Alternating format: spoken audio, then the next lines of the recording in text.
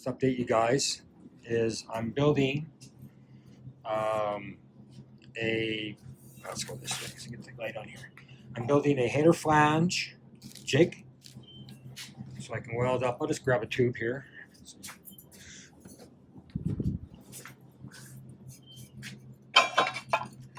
Oh, this is actually the 2 5/8 one. These are 2.5 inch, but you'll kind of get the picture. So yeah, it's just basically this flange here. This is 3/4 inch, 60/61, I do believe, or is it 70/75? I think I might have got some 70/75 on this one. Anyhow, so it's 3/4 inch thick. It should be thick enough. Some guys go inch or so, but I'm going to also have underneath this, I'm going to put some heat sinks in here to draw the heat out. I'm still working on the system a bit. I'm just seeing how I'm going to do it yet. But so, just drill and tap. In the center, I'll have a little purge diverter valve there. Of course, just drill like a little 1/8 inch pipe or something like that, or 1/16 pipe maybe.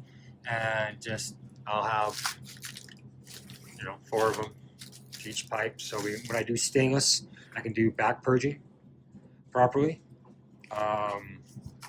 And also I'm going to update this because I want to also do some custom header flange work, custom header work, and so I want to do some 5-inch bore space big block Chevys, which is there's quite a few of them out there, even up here in Canada, actually quite a bit, and there is a few 5.3 bore space motors up here too. So obviously,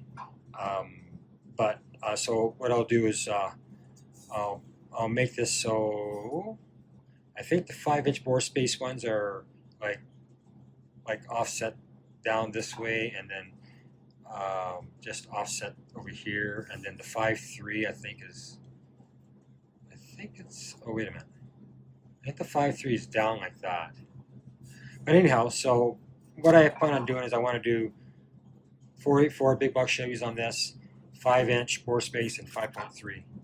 And if everything works out correctly the way I like, I at some point hope to maybe have a version of this up for sale.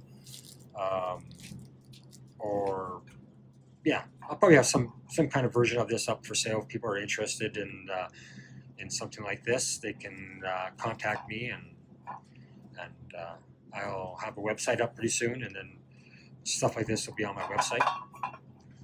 Anyway, so that will be my next thing.